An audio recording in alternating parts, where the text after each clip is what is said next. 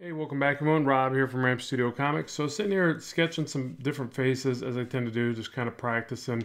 Forgive my artboard's extremely dirty. It's time for a new kneaded eraser. It's just kind of moving the lead all over the place. Anyways, so I was practicing and I thought, it might be a good video to explain something that I've been finding myself doing more, trying to draw little pockets of shadow and then going from thin to thick lines. I mean, obviously you do that instinctively or maybe more deliberately because you're trying to have line variation, which is real important for comics. But at the same time, I'm just going to walk you through a face and talk about how I think about dropping in these tiny little lines and why certain areas are kind of, more necessary than others. But really, sometimes it's best to just not think of it as lines. This is the way I've been thinking about it, more as tiny shadows and pockets of shadow as I reference. So let's jump in and do this. So I don't really have a character in mind, but what I was kind of going here is for some variation in different expressions. Evil grin, kind of just a nice soft smile, cold, because I'm in Michigan and I'm freezing right now. Not right now, but as I go outside, I will be freezing. It's extremely cold today.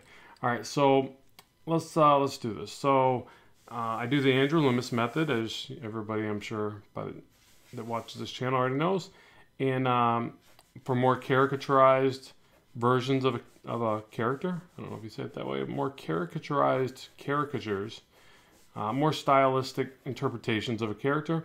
I generally will just start dropping in some shapes, mainly because if I focus too much on structuring the head, then I'm going to not exaggerate as much as I like to for comics. So I throw in the circle, and then I drop down a jawline shape in this case. I quickly figure out where my eyebrow line is going to be. And I'm always crooked the first couple times, so be aware of that. Nothing's perfect in this world, including me. And so I'll add these big ears, because I haven't done a big eared skinny head character yet, so I'll add this guy. And I'll kind of curve the neck back, because I think that kind of looks, I don't know, I tend to do that when I draw a skinnier character. I think it kind of matches the thing. Like maybe they're skinny, distorted with bad posture. This kind of slope to neck might show a little bad posture. Or it actually kind of just looks a little creepy too, I think, when you bend the neck back into the side like that. But you can do the opening or the connection point to the upper torso if you want, however you want to do that, or like a collar. So then for the nose, I'll just drop in a shape. I think I'm going to do a little bit bigger nose. It's going to be a downward tilt because we are kind of looking down at this head. And I'm going to drop in an area for the eye sockets. And keep in mind, this is all just preliminary to get to the part I wanted to talk to you about, but we have to draw a face to do that. And for an expression, let's see. I've already done, I'm going to have him looking up under the brow, back at us, kind of. Because I've already done these other ones where, he's looking away. He's kind of looking away as well, but one eye's open and one eye's shut. Trying to show some variation in expression. Here, we'll just go for him kind of looking up eerily at us like that. Maybe. Yeah, I think we'll do that. And then, just to have some variation, I haven't done anybody with a frown on this one, so I will have him frowning. Pretty unhappy. And let's see. Downward tilted brows, since he's got that unhappy look. I tend to draw the eyebrows in with big shapes. Now this is about where I start to soft erase because I can only overlay so much. Especially I started with a darker lead. This is HB lead and a 0.5 mechanical pencil. Like almost all art videos, I'll make sure to link my art supplies in the description box below for you. So let's get a roundedness to the eye. But yeah, I'm feeling the need to soft erase even now. And then we can get a hairline in place. Something like this. Now keep in mind that generally you're going to want 1/3 to the face. So this being from the chin to the bottom of the nose, 1/3, bottom of the nose to the brow, the second 1/3. You see I've elongated that because I gave him the bigger nose, and that generally will obviously stretch that area out. And then, or their nose will encroach really far upon the mouth, I guess.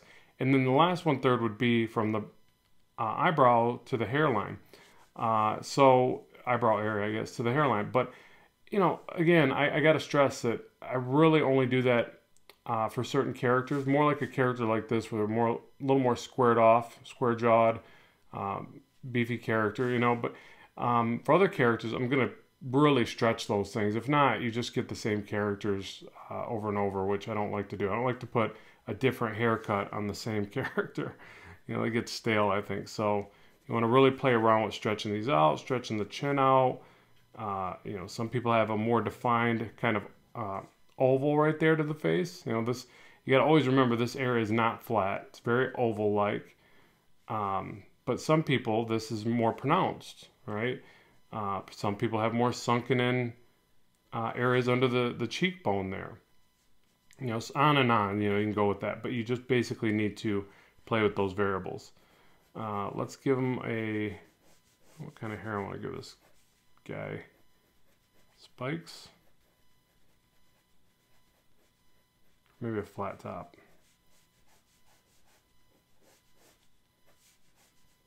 Maybe a mix. Some spikes with a flat top.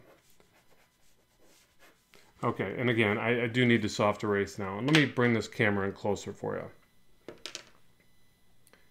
All right, so kneaded eraser. Push that all back here. And we can really jump in. I'll be honest, I usually refine my drawings 2 to 3 times, at least. Sometimes more.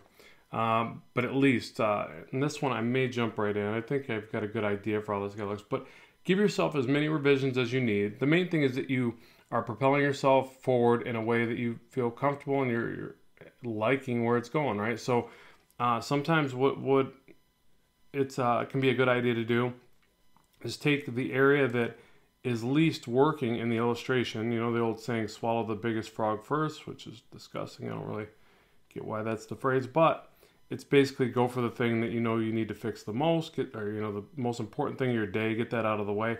I think the same thing applies to your art. Fix the thing that's the eyesore. In this case, the eyebrows look really weird, and so I'm going to see if I can fix those. Because a lot of times the way I look at it is if I can't fix that certain thing that's bugging me, and I go for the stuff I know I can fix, well then I might circle back around and get stuck on that thing, and I don't know, maybe I'm just paranoid like that. So it's I need to jump in, fix the thing that's bugging me, and then I know I can fix the other stuff. So the other stuff that I got more confidence at drawing. So the eyes are still a bit weird to me. Let me see if that's, yeah, kind of like that. I do want to make sure his pupil's in view, even though it's really close to the eyebrow. I think it looks strange when you don't show it. So get the irises in there. Irises are typically 1/3 the width across from the eye, but not always, especially again, as I mentioned, with caricaturizing and stylizing, you can throw this all over the place. At the cheekbone. So I'm going to start explaining a little bit of what I was talking about with the pockets and the line weight. So essentially what I tend to do the most is really try to think about a lot of this as either line weight or pockets of shadow, so that I don't just put the same weighted lines everywhere on a face and flatten it right out. So even under the eye here, I'm going to put a shape of a shadow right here, even though I'm not going to shadow this face very heavily, and I tend to not overshadow faces. Well, this guy kind of looks villainous. I probably would shadow his face more. You see there's hardly any on the girl's face, right? Just under the neck. The rest is line weight. I mean, you could consider the eyelash a shape of shadow because it is a shape, and I definitely draw those as a shape. So everything is really a shape broken off into a series of lines. So that's what I'm trying to explain here. I did add a shadow to the mouth, but you see even that, it reads poorly. I needed to take that a bit further. Actually looks kind of flat there, but and actually the top lip, generally you can shade that more because it's going to receive less light. Okay, so back to this lovely fellow right here. So I'm going to slope the jawline in more. I'm going to push this line in. Notice I'm even adding a little bit of weight even to this line right there, because I just don't want this line and this line to be the same.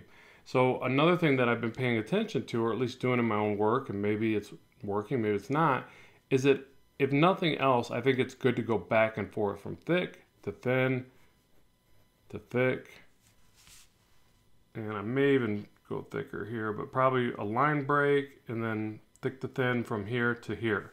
So just constantly bouncing that line weight around. And if it doesn't work, I erase it and bring it back. But what I tend to notice is that it looks more interesting to do that than just line, all the way around, tracing the face. And all of a sudden, a face that I thought was coming out pretty good starts to look pretty flat and boring. And I think that's one of the culprits. So same thing with the nose here. I'm going to thicken up this line because it's right next to this nice thin line. Now notice up here, I had it a little bit thicker and it tapered down to a thin line. I think that makes it look more interesting. Back to a thin one. Now I do want a thicker one on the bottom. So the other kind of rule, it's not a rule, it's just something, you know, you'll see a lot of artists do.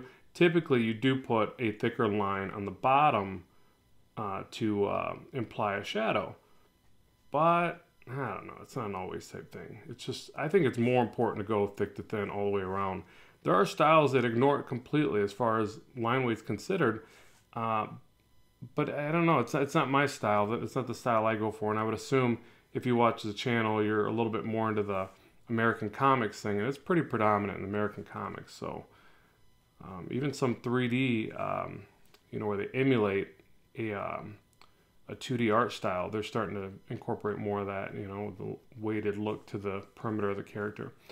So yeah, a little bit of trying to figure out the cheekbones. I always seem to slant those a bit. And so let me see if I can explain a little bit more of that little pocket of shadow. So even right here, if I shadow that a little bit and then I do a line breaking away from that, I feel like that looks more interesting than just the same thing as a curved line. Okay, so an angled line, boom, boom.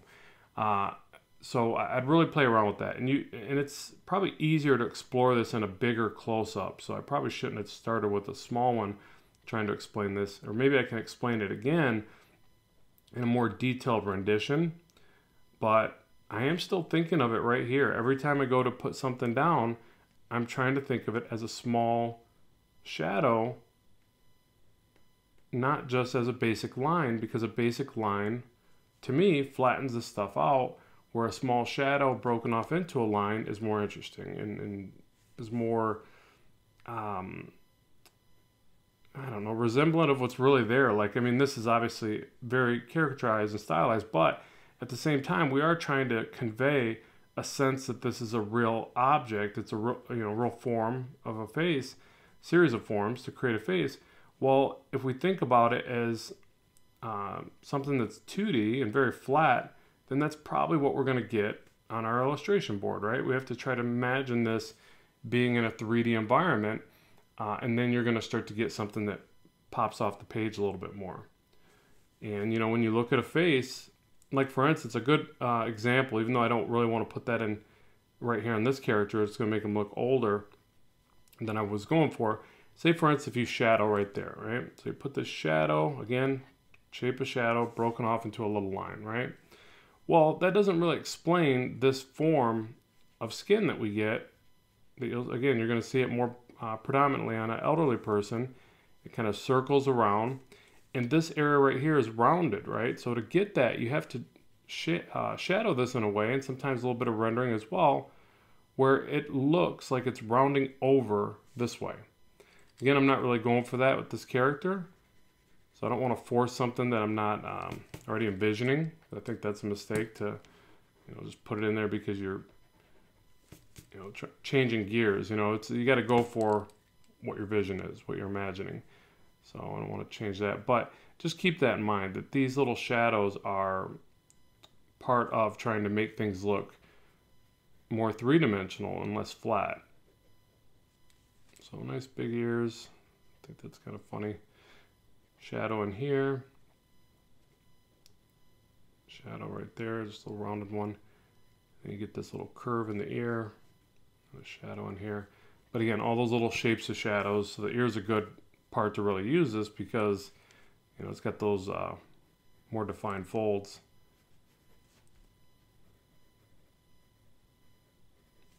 Obviously the neck is a good spot to throw in a drop shadow. Is that a cast shadow or a drop shadow? I don't know. It's a shadow. You can break that off into some lines if you want. We'll just do a shape of shadow there. Even with the hair, You can still do some line weight, thick to thin, bounce it around. And so for this portion of the hair, so I'm going to do like a little bit of a flowy spike or something like that. I think it's good to just do a couple curves, and again, add like a little bit of shadow to one side, thick to thin like that, and play around with the back and forth that you can get. If you want like a little bit of wave or curl or whatever. The main thing is to like try not to make them all the same. They're too similar, because if you do that, it kind of robs it of the organic look and feeling. Things that are organic in nature or people or whatever, they have more energy and less repetitiveness is what I tend to think about. So I'm just going to texture a little bit of this, but see, I'm just doing a little bit of zigzag shadowing. It's not, a lot of times when you're getting flat hair, it's because you're doing this too much, repetitive strokes, boom, boom, boom. And even though you might have these nice curves, you're doing it in sequence so much that it flattens it out. That's what I think is the reason, at least for me. I got to try to bounce around. And again, it's kind of that line weight way of thinking, even with this, thick to thin, in and out of the illustration, like add a little piece here, bounce around. Line breaks really help you kind of process the illustration, in my opinion. Like, nothing worse than just going around connecting the whole perimeter. I mean, maybe you can do that. I can't do that. I have to jump in and out of the areas so that I can kind of see it unfold a little bit more. And again, some zigzag shapes. Start real light to kind of work some things out in your mind. I know, it's like, this is such a simple part of the illustration. Well, it is and it isn't. Hair is always a pain for me, but and I get a lot of requests on the channel for it as well, so I guess it's not just me, but yeah, I do have to kind of plan it out a little bit. On the top, I could add some little textures, a little stippling or something. A couple little points here and there. Probably the points would make more sense since I did this right here.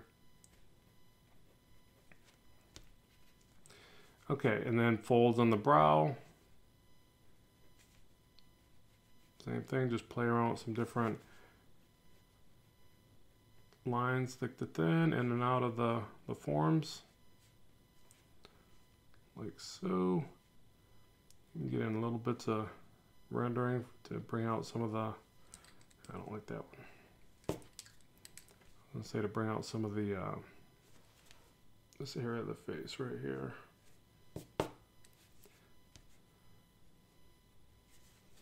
Alright, I think we'd see a little bit of that other ear, just because they're so big.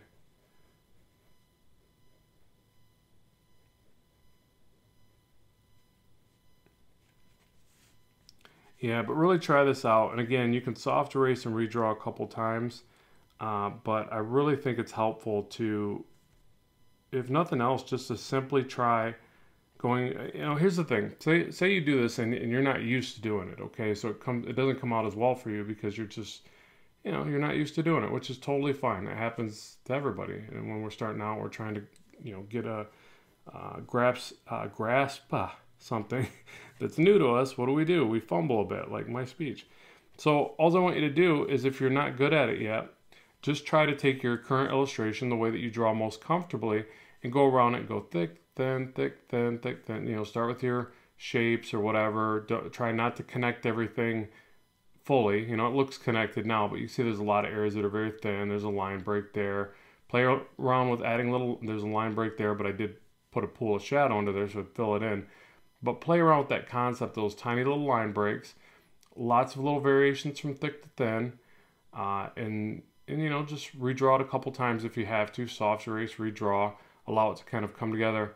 And remember, when you're trying to figure something out, just light little sketch lines to kind of get a sense and a flow of where it's going, and then you can always come back and darken it up a bit and kind of make some decisions, but allow yourself to use those what are referred to as searching lines. So I know it's nothing groundbreaking, probably stuff I've already covered on the channel multiple times, but I just felt like sharing another video with you. So hopefully you've enjoyed it, and let me know what you think. More content is on the way very soon. As always, keep drawing, keep having fun, and bye for now.